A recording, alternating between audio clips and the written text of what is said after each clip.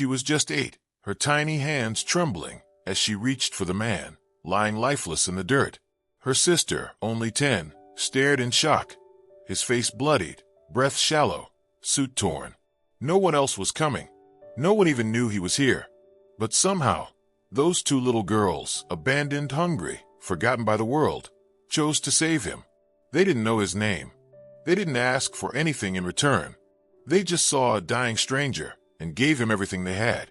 But what they didn't know, what no one could have imagined, was that this broken, unconscious man was one of the richest CEOs in the world, and that he was running from a dark secret that had nearly cost him his life. What happened next would shake their lives forever. The truth he carried, the gift he left behind, and the moment their lives went from silent survival to a story the world would never forget. You think you've seen kindness? You think you know what a twist feels like? Don't blink. Don't skip. Because when you hear what this man did after he opened his eyes, your heart will never be the same. Before we dive into this unforgettable story, if you believe in the power of kindness, if stories like this touch your heart, then don't forget to subscribe to Legacy Ignited. Tap the bell icon so you never miss another powerful journey. And like this video to help more people see it. Your support helps us keep these stories alive and spread the light where the world needs it most. The sun dipped low behind the pine trees, casting long shadows over the cracked trail that led through the forgotten edge of town. 8-year-old Lily and her 10-year-old sister Ava walked hand in hand, their tattered shoes crunching on dry leaves as they searched for anything they could sell or trade for a loaf of bread. Their bellies growled, but they didn't complain. Hunger had become an old friend. Their mother had passed 2 winters ago, and their father, well, he was just a ghost who used to live in their memories. Since then, they had survived by will and instinct, clinging to each other like fragile reeds in a storm. That evening felt different. The woods were too quiet. Even the birds seemed to be holding their breath. Ava stopped suddenly, her eyes narrowing at something sprawled just off the trail. She tightened her grip on Lily's hand and took a cautious step forward. "Is that a man?" she whispered. Lily hesitated, her wide eyes locked on the still figure. The man was face down, motionless, one hand curled near his chest as if he'd fallen mid-step. His clothes, though expensive looking, were torn and stained with blood and dirt. A small leather satchel lay beside him, unopened. The girls didn't move for a long moment, unsure whether to run or help. Then Lily stepped forward and knelt beside him. "Sir," she whispered, gently shaking his arm. No response. She placed a tiny hand on his chest. "He's breathing," she said softly, glancing up at Ava. But barely. Ava bit her lip, her mind racing. They had no phone, no adults to call, and no one in town who'd care enough to help. If they left him here, he'd surely die. But if they took him in, they might be blamed.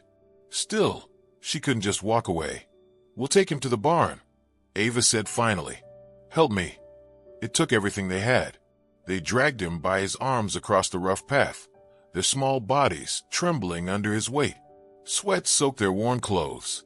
Lily cried once when his foot caught on a rock, but they didn't stop. The barn was an old, half-collapsed structure they had claimed as shelter months ago. Inside, they laid him on a pile of old hay, wrapped him in a wool blanket, and lit a candle near his head. Ava cleaned the gash on his forehead, using water from a rusted bucket. Lily sat beside him, humming quietly, watching his chest rise and fall like a fragile rhythm she was scared to lose. That night, the man groaned in his sleep.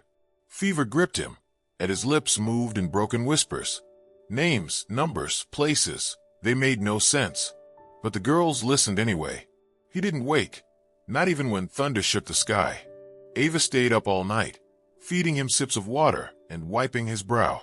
She wasn't sure why she cared so much. Maybe it was because, deep down, she saw in him the father they had lost, the one who would have fought for them if he had the strength. By morning, the man was still alive, but weak.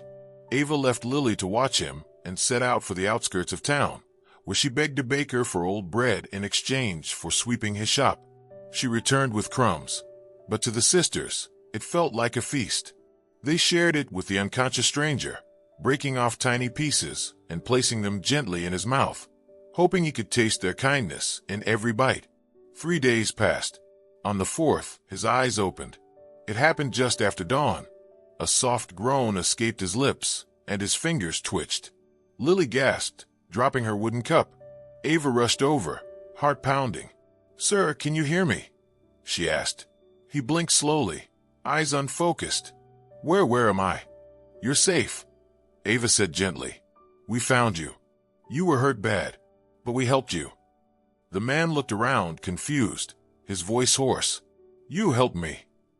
Lily nodded, stepping closer. "We brought you here. We thought you were going to die." He stared at them, struggling to sit up. Pain etched his face. Ava placed a hand on his shoulder. "You need to rest. You're still healing." He looked down at himself, at the torn suit, the bandages wrapped by children's hands. Then his gaze drifted to the candle, the empty bread crusts, the threadbare blanket keeping him warm. Something inside him shifted. "I don't know who you are," he whispered, "but you saved me." His voice trembled with something heavier than gratitude. Guilt. Shock. A broken man trying to remember how he got here. Over the next 2 days, the girls nursed him with quiet devotion.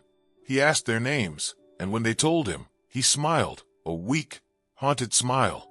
He didn't share much about himself. Said he didn't remember. But Ava noticed him glance at the leather satchel more than once, as if it held something he wasn't ready to face.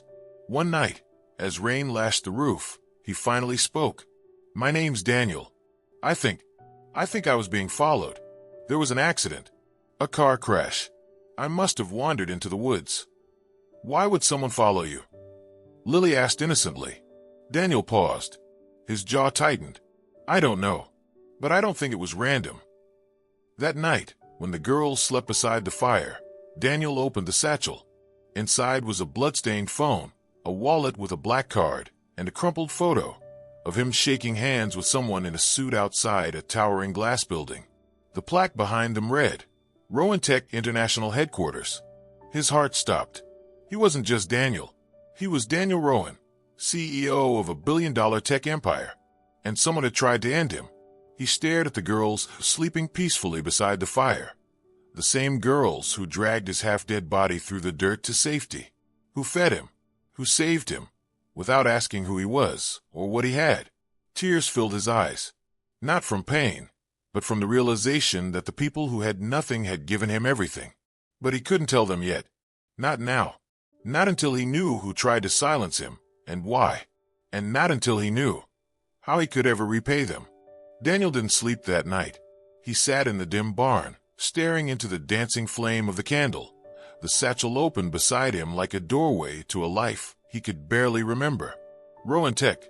That name brought back flashes, boardrooms, investors, bodyguards, a steel elevator climbing to the 40th floor of a building that bore his name. It all felt distant now, unreal, like he was watching someone else's life from the outside. But one thing was certain. Someone had tried to erase him, and if the girls hadn't found him, they would have succeeded. He glanced over at Lily and Ava, curled up beside the fire, using each other's warmth to fight the cold. Two little souls who had given everything without expecting a thing. No cameras, no headlines, no applause, just pure kindness. The kind money couldn't buy. The kind he hadn't seen in years, even among the richest people in his world. By morning, Daniel's strength had returned enough for him to stand. He staggered outside and made his way to the edge of the trees, where he caught a weak signal on his phone. The screen was cracked, the battery nearly gone, but it was enough.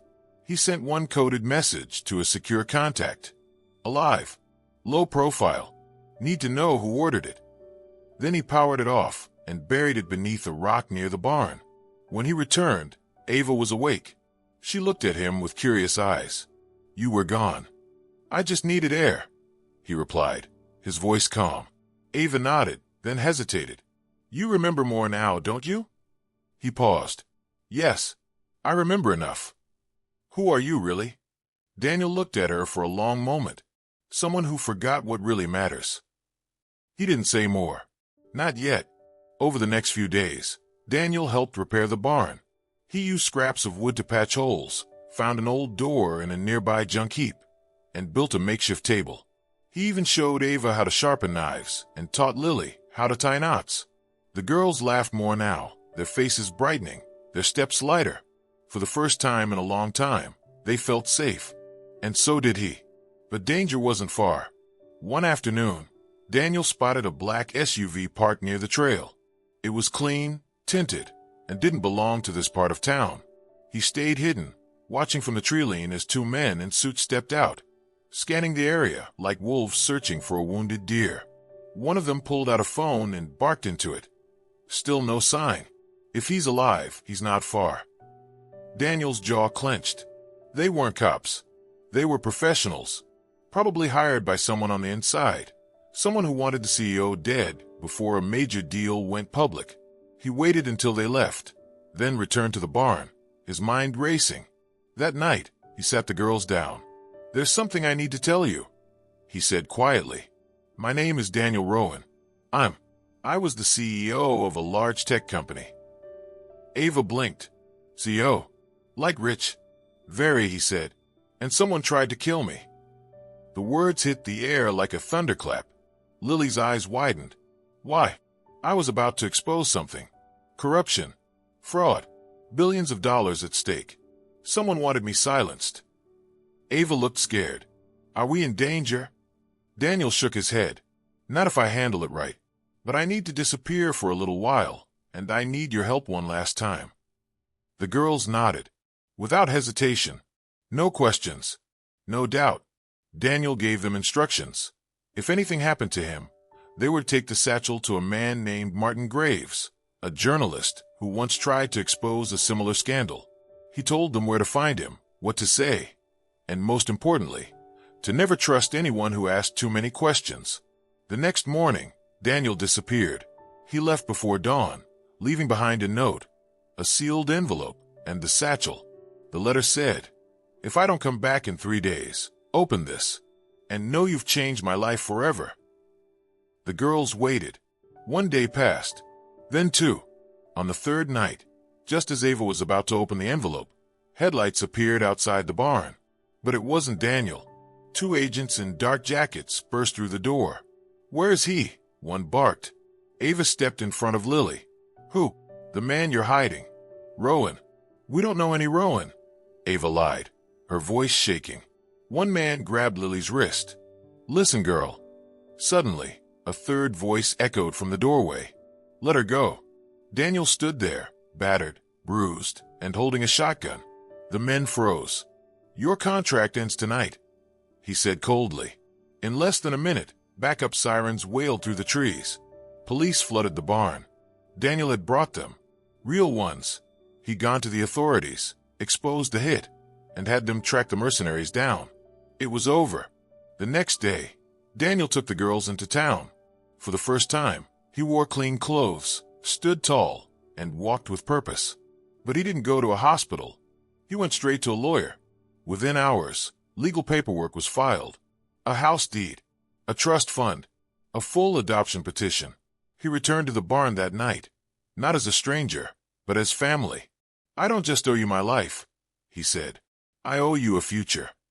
Lily stared at him. "Are you going to leave again?" He shook his head. "Not ever. From now on, I protect you." Tears ran down Ava's cheeks. She didn't speak. She just hugged him tight. News broke days later. Headlines screamed, "Billionaire CEO found alive after murder plot, saved by 2 orphan girls." The world was stunned. Interviews were requested. Cameras showed up, but Daniel refused them all. "This isn't a story about me," he said. "It's about 2 little girls who did what no one else would." He rebuilt their lives, bought them a home, enrolled them in school, taught them how to run a company. But he also made them promise one thing: never lose the kindness that saved him. Years later, at a major tech conference, Daniel walked on stage. The crowd roared. But instead of delivering a speech about innovation or profits, he called up 2 young women, strong, confident, and full of purpose. "These are my daughters," he said, his voice cracking. "They didn't just save my life. They gave it meaning." And as the audience stood in stunned silence, one truth echoed louder than applause. They had found a dying man in the woods, And what he gave them in return was everything. Years passed, but Daniel never forgot the moment he lay broken in that barn, and how two small hands lifted him from the edge of death. Lily and Ava grew into remarkable young women, sharp, fearless, and grounded in compassion. While the world admired them for saving a billionaire, Daniel reminded them often, "You didn't save a CEO. You saved a man who had lost his way." He never returned to the corporate spotlight. Instead, he built a foundation in the girls' names, the Ava and Lily Trust, a network that fed the hungry, sheltered the homeless, and protected abandoned children. He invested in schools, not stock markets. His wealth now carried meaning. One cold December evening, the three of them visited the barn one last time. It was still standing, though the roof sagged and the wood had aged with time. Daniel walked through it slowly, tracing the memories with quiet reverence. He stopped near the haystack, where he had once awoken to their faces. "This is where everything changed," he whispered. Ava stood beside him. "We were just trying to help." "No," Daniel said. "You did more than help. You reminded me that kindness survives, even when the world forgets." Lily reached into her coat and pulled out a small object, a tiny, hand-carved wooden heart Daniel had made for her years ago. She placed it gently on the ground. "So no one forgets," she said. Tears welled in Daniel's eyes. For all his power, influence, and money, nothing had ever touched him the way those girls had. Not the boardrooms, not the applause, not the deals. Just them, their innocence, their courage, their quiet love. As they walked away from the barn for the final time, the sky burned with orange and gold. The world had kept spinning, but something sacred had happened there. Something no storm, no money, no time could erase. The story eventually faded from headlines, but in the hearts of those girls and the man they rescued, it lived on, untouched by fame, anchored in truth. They never needed the world to know. They just needed each other. And in the end, that was everything. Thank you for watching this powerful journey. If this story touched your heart, don't forget to like, share, and subscribe to Legacy Ignited, where every story is meant to move your soul and remind you of the power of humanity. Until next time, stay kind and stay ignited.